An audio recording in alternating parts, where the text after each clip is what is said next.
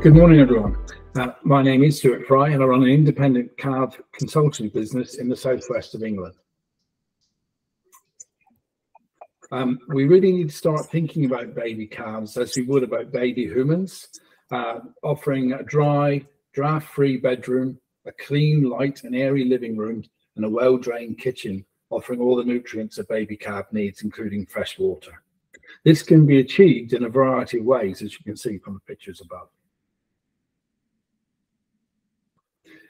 I'd like to add drainage to the ventilation bubble on this page, as they're both very important to reducing moisture load in the pen, which will help reduce the disease pressure on the calves. Good ventilation will reduce air moisture, but won't help if the bedding is sodden. But good drainage will reduce floor moisture, but again, won't help if the air is stale. Calves should be housed not more than 7 days apart in birth date. This is more important than group size, which will probably be dictated by the building, calving policy, etc. However, if the pen holds 10 and only 5 are born that week, only put 5 in it. Pen structure. The important parts are really the drainage. We would like a 1 in 20 slope on the floor and solid panels between the bedroom area of the pens. The calves do need 1 square meter of bedding space and 1.5 square meters of living room kitchen space, making it 2.5 square meters per calf to 8 weeks of age.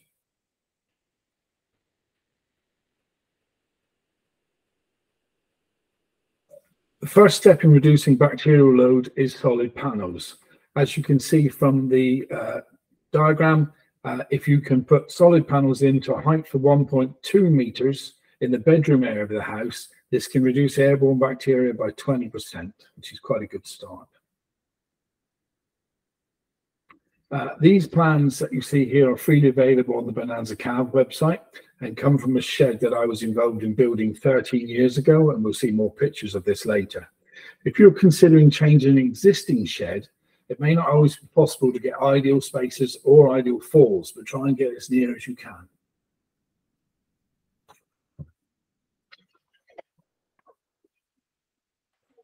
Make pens easily accessible machinery. Make it as easy as possible to clean out, and then it will get done. Do not bed bedded areas with calves in the house, because they don't want them getting wetter. We want everything as dry as we possibly can. Follow the disinfectant protocols, which Alison would talk about, and when you wash pens, allow the time to dry. These are a slide looking at nesting score, and obviously number 1 is totally unacceptable. The calf is cold and miserable, and if you follow the plans already mentioned, you're only bedding 1 square meter per calf. So a nesting score of 3, which is what we want to aim at, might actually use less straw bedding than the whole house. Can you kneel on the bed and not get wet knees? It is possible, and it should be aimed for. If you combine a nesting score of 3 with solid walls, you could save a fortune in drugs and vet visits by reducing airborne bacteria by half.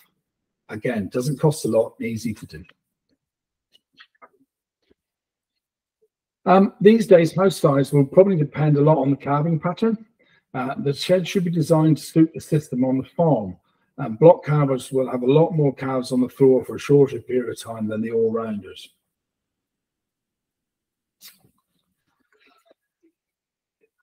Drainage is the best start to ventilation. Baby calves do not produce heat like a group of ruminants.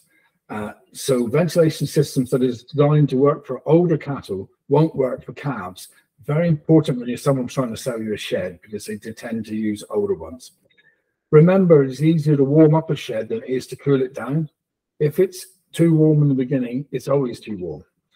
And what is the farm policy? If all the calves are going to be born in August, you will need a different design to all the calves being born in February. One size does not fit all. Remember, a shed cannot adjust for conditions, but you can. So if it's cold, feed more. Consider putting jackets on. Bed up better. If it's hot, open doors and vents, remembering to shut them again before it gets cold at night. In short, manage the environment to the best of your ability. Don't just build it and stand back and admire it. This is the shed that was mentioned earlier. David feeds 4 litres of colostrum at birth, followed by 1 day of colostrum transition milk. Calves then receive 800 grams a day of transformer until day 10, when they move on to 800 grams of Shine Original.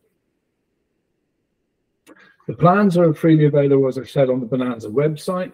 These pens were designed for 5 calves per pen because that suited an all-year-round calving pattern for a 400 cow herd. It worked for the farm at the time. We also designed it to be a bit wider than the front end loader, and we had a reinforced concrete back wall to make cleaning out as easy as possible so that it gets done.